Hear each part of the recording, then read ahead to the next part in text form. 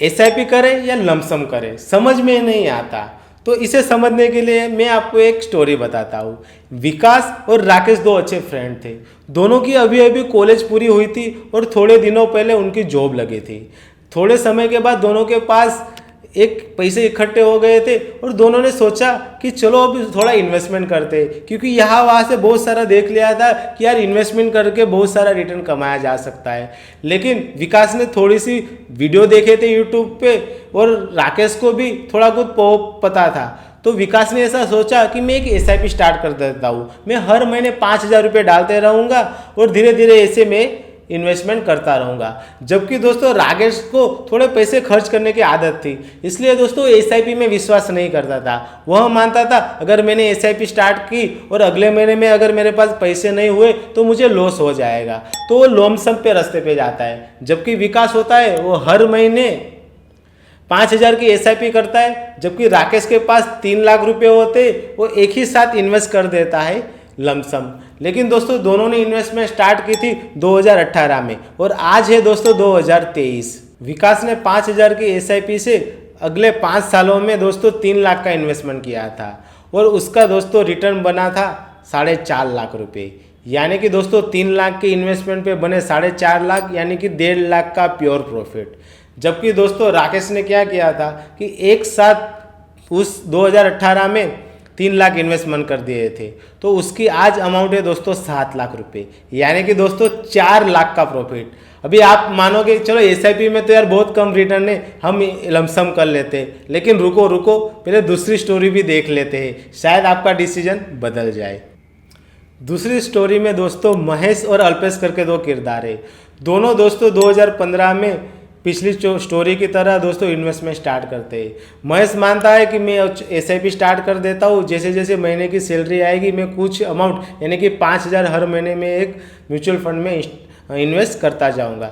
जबकि दोस्तों अल्पेश ने भी इन्वेस्टमेंट स्टार्ट कर दी। अभी ये इन्वेस्टमेंट स्टार्ट क्यों करते हैं दोस्तों, क्योंकि 2015 में क्या होता है कि वो इधर उधर से जानकारी ले लेते हैं, न्यूज़ में देख लेते हैं, यूट्यूब पे देख लेते हैं, कई सारे वीडियो देखते हैं और तब मार्केट बढ़ता ही रहता होता है और इस तरह दोस्तों न्यूज़ों में हर तरफ मतलब बुलिश माहौल ही होता है।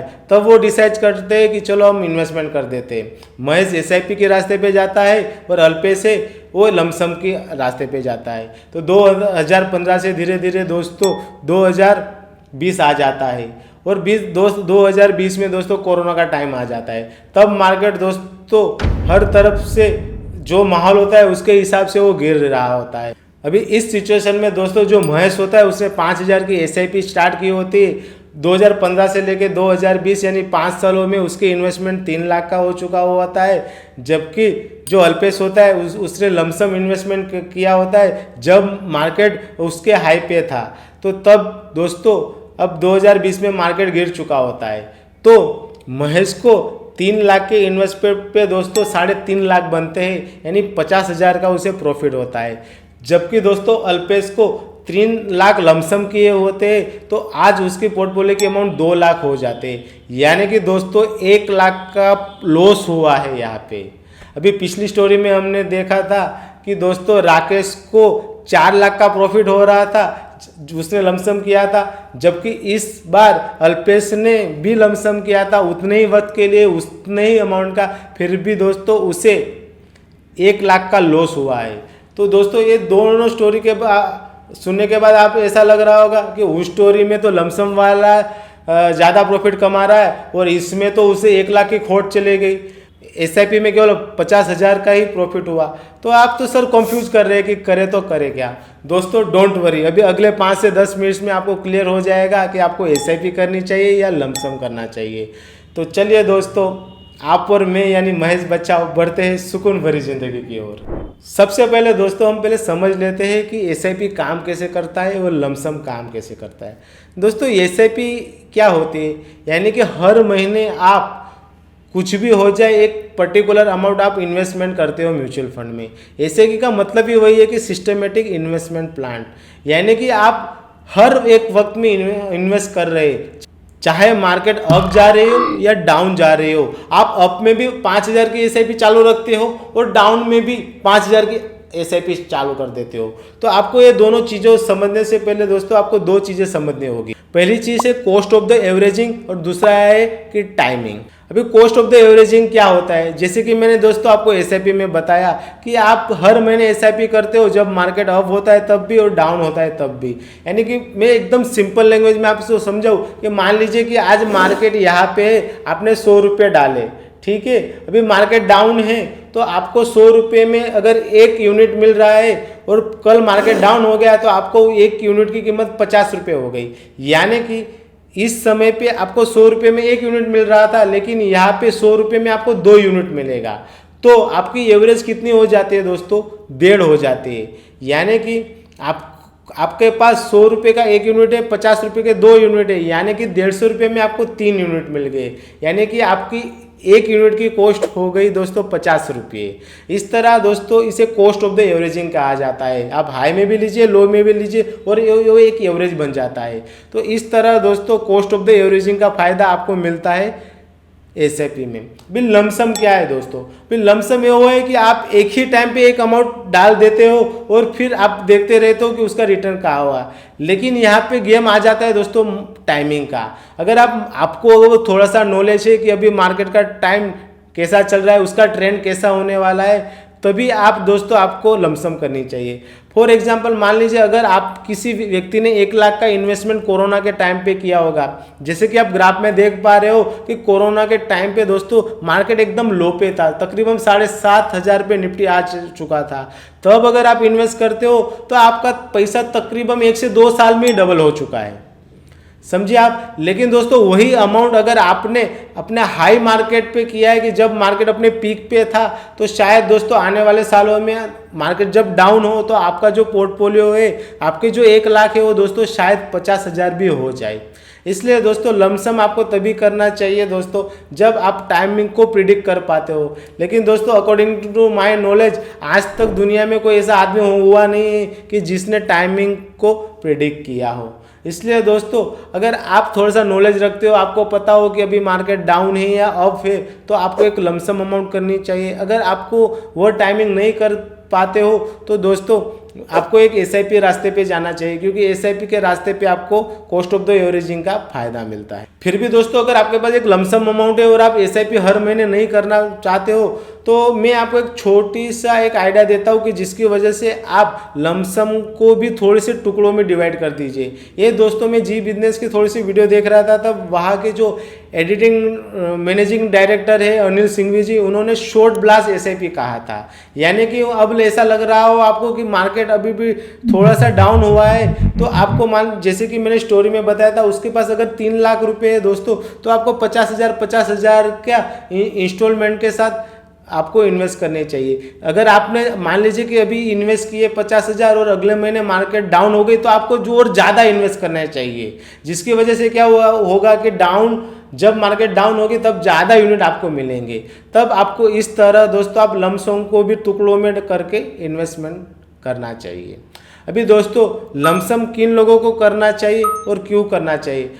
लमसम अगर आपको करना ही है तो कैसी चीज़ों का करना चाहिए? मान लीजिए कि दोस्तों आप अभी जॉब कर रहे हो और दिवाली अभी आ ही गई है, तो आपको शायद कुछ बोनस मिला हो, शायद कोई एक्स्ट्रा कोई आपने फिनेंसिंग काम कर रहा है तो वो एक अमाउंट आ चुकी हो, तो वैसी चीज़ों को आप लमसम कर सकते हो। जबकि आपकी SIP चल भी रही हो फिर भी आपको लमसम कर देना चाहिए, क्योंकि दोस्तों हम टाइम प्रिडिक्ट नहीं कर सकते।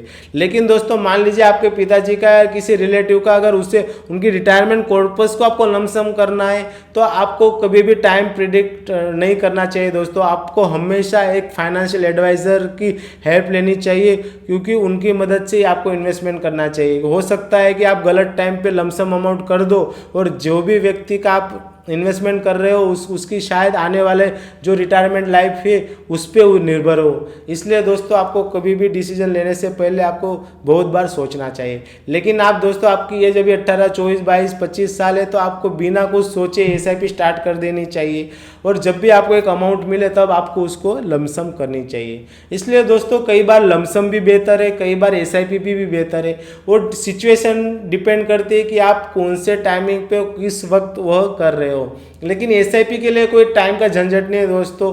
आप आज से ही एसआईपी स्टार्ट कर सकते हो, लेकिन लमसम के लिए आपको थोड़ा सा कैलकुलेटिव रिस्क लेना होगा, क्योंकि दोस्तों लमसम में फ़ायदा भी है और नुकसान भी है।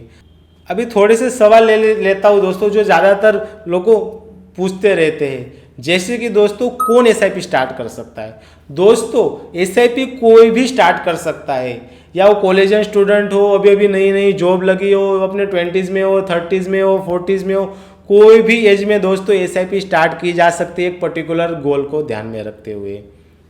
अभी कौन लोग लमसम कर सकते हैं दोस्तों। वैसे तो लमसम दोस्तों कोई भी कर सकता है, लेकिन मैंने पहले ही कहा दोस्तों, आप कौन सी सिचुएशन में हो, कौन से अपने लाइफ के स्टेज पे हो, उसको ध्यान में रख के दोस्तों आपको लमसम करनी चाहिए। दूसरा सवाल आता है दोस्तों, what is the right time for the investment. दोस्तों अभी एसआईपी के लिए दोस्तों हर एक टाइम राइट होता है, आप कभी भी एसआईपी कर सकते हो, क्योंकि मैंने आपको पहले ही समझा दिया कि कॉस्ट ऑफ द एवरेजिंग की वजह से आप लंबे समय में आप एवरेज कर लेते हो, लेकिन लमसम के लिए दोस्तों आपको फाइनेंशियल एडवाइजमेंट लेनी चाहिए। तीसरा सवाल दोस्तों आता है कि एसआईपी हम कितने समय तक करनी चाहिए। It is a very important question दोस्तों। जब भी आप इन्वेस्टमेंट स्टार्ट कर रहे हो दोस्तों, एसआईपी में आपको एक पर्टिकुलर गोल ध्यान में रखना चाहिए कि मुझे इस अमाउंट को इस समय में अचीव करना है। फॉर एग्जांपल मुझे 10 सालों में 10 लाख की ज़रूरत होगी, तो उसके अकॉर्डिंग दोस्तों एसआईपी कैलकुलेटर में आपको अमाउंट पता चल जाएगी, और वो अमाउंट को तकरीबन दोस्तों 12 से 15% का आप रिटर्न एक्सेप्ट करके आपको एसआईपी स्टार्ट करनी चाहिए। और लमसम में भी दोस्तों आपको अगर आधा लंबा समय देते हो तो आपको ज़्यादा फायदा होता है। अगर गलत टाइम पे भी इन्वेस्टमेंट कर दिया और अपने इन्वेस्टमेंट में अगर अच्छा रिटर्न पाना चाहते हो, तो आपके पास एक ही रास्ता रह जाता है कि आपका होराइजन है वो बहुत लंबा होना चाहिए, क्योंकि लंबे होराइजन में दोस्तों, क्योंकि कंटिन्यूस तो मार्केट गिरेगी नहीं, वो आज नहीं तो कल दोस्तों आगे बढ़ेगी। और आज तक का रिकॉर्ड है दोस्तों, जब भी मार्केट गिरती है तो उसके बाद जब भी जंप आता है तो पिछले हाई से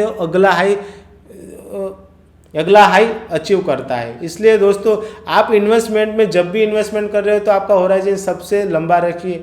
मैं मानता हूँ कि मिनिमम 5 साल तो इन्वेस्टमेंट को टाइम देना ही चाहिए, मिनिमम है दोस्तों। आप 10 साल 15-20 साल भी दे सकते हो। और एसआईपी में सबसे पहले आपको प्लानिंग करनी चाहिए, then after you can the investment in mutual fund. बस यही सारे दोस्तों क्वेश्चन थे जो ज़्यादातर लोगों पूछते हैं। अगर एसआईपी और लमसम में दोस्तों अभी भी अगर आपको दुविधा है और कोई क्वेश्चन आपको अभी भी समझ में नहीं आया है तो प्लीज़ मुझे कमेंट कर दीजिए, मैं डेफिनेटली उसका आंसर दूंगा और ट्राई करूंगा कि इन सारे सवालों का जवाब मैं अगले वीडियो में दे पाऊँ। बस दोस्तों यही था इस वीडियो में, मिलते हैं अगले वीडियो में। महेश बच्चाव साइनिंग ऑफ। जय हिंद।